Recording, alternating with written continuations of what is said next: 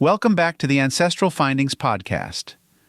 In 1849, Governor General Narciso Clavería issued a decree that would have a lasting impact on Filipino identity, the Clavería Decree. This decree required Filipino families' systematic adoption of Spanish surnames, fundamentally changing how names were recorded and inherited. Understanding the Clavería Decree is crucial for genealogists to trace Filipino ancestry within the Philippines and among those who have migrated worldwide.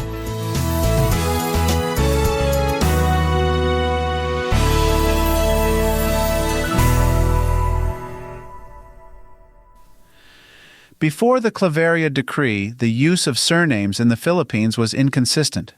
Many Filipinos were identified by single names, often tied to their locality, occupation, or physical characteristics.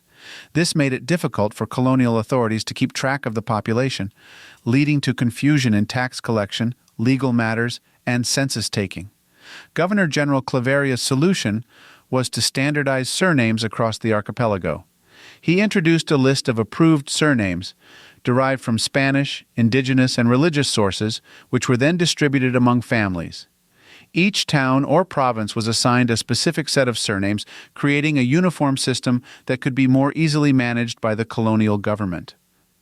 The Clavería Decree significantly altered the way Filipinos identified themselves, creating a structured system that genealogists rely on today. However, this decree also introduced challenges, as many families adopted entirely new surnames, disconnecting them from their ancestral names and, in some cases, their heritage. For genealogists, the Clavería Decree presents both opportunities and challenges. On one hand, the standardized surnames can make it easier to trace family lines, as the records became more consistent after 1849.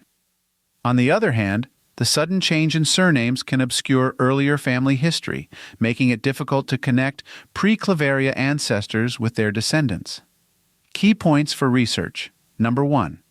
Understanding the origin of your surname. Researching the origin of your family's surname is an essential first step. Knowing whether your surname was one of those assigned by the Clavería Decree or if it has earlier origins can help guide your research. Many surnames assigned under the Clavería Decree have specific meanings or are tied to particular regions in Spain or the Philippines. Exploring these meanings can offer clues about your family's history. Number 2. Connecting pre-Clavería and post-Clavería records. One of the biggest challenges is linking ancestors who lived before 1849 with those after the decree. To do this, focus on other identifiers in records, such as locations, occupations, or family connections, that can help bridge the gap between different surnames. Number 3.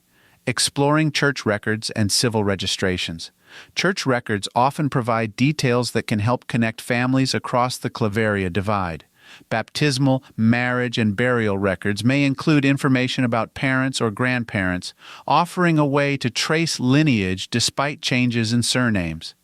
Civil registrations, particularly those that began during the American period, can also help reinforce connections by providing additional context and confirming family relationships. Throughout this series, we've explored various aspects of Filipino genealogy, from tracing indigenous roots to navigating archives after natural disasters. The Clavería Decree ties into many of these topics, as it fundamentally shaped the way records were kept and families were identified in the Philippines. Here's a quick recap of the key resources and articles that can help you in your research. Tracing ethnic roots. Understanding the diverse origins of the Filipino people, including indigenous groups and Chinese influences, can provide context for your surname research. Colonial records.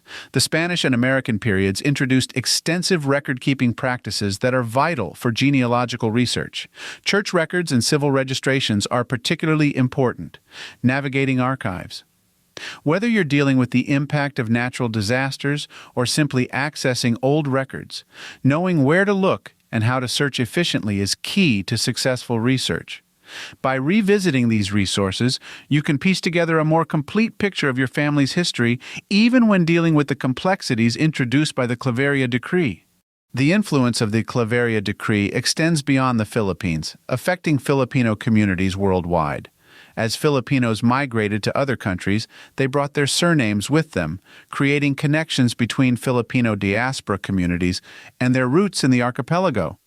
Researching Filipino ancestry abroad, connecting with diaspora records.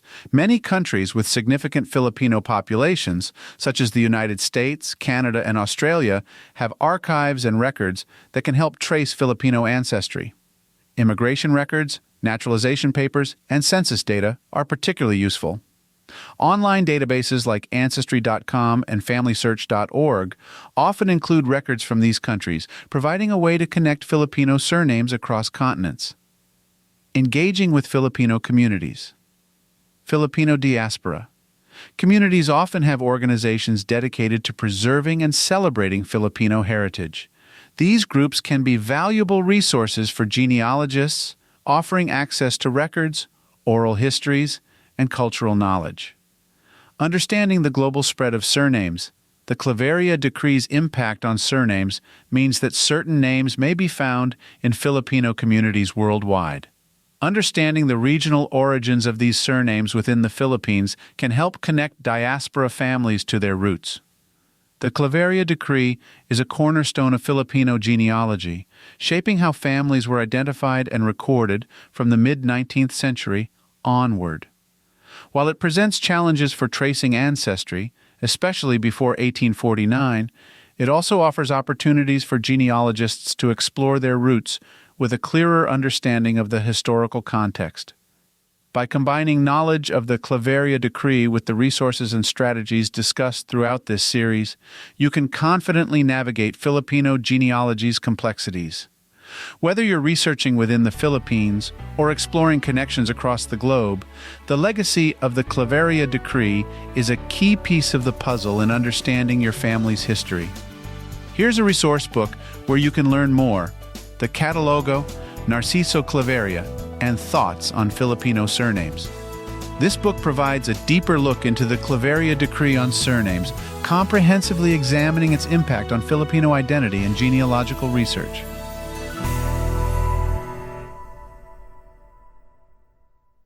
Thanks for spending time with me on the Ancestral Findings podcast.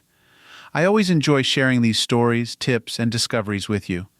If you haven't already, head over to ancestralfindings.com, where you can download a free genealogy ebook, request a free lookup, and of course enter to win the next book giveaway. It's been an incredible journey together since 1995, and your support through these past 29 years means more to me than words can express. I'm so grateful for this wonderful community of genealogy enthusiasts who continue to inspire me every day. Keep up the great work on your family history research, and may your next find be as exciting as your first. Thank you again for being part of this journey, and as always, happy searching. Okay, it's official. We are very much in the final sprint to Election Day. And face it, between debates, polling releases, even court appearances, it can feel exhausting, even impossible to keep up with. I'm Brad Milkey. I'm the host of Start Here, the daily podcast from ABC News. And every morning, my team and I get you caught up on the day's news in a quick, straightforward way that's easy to understand, with just enough context so you can listen, get it, and go on with your day. So, kickstart your morning. Start smart with Start Here and ABC News, because staying informed shouldn't feel overwhelming.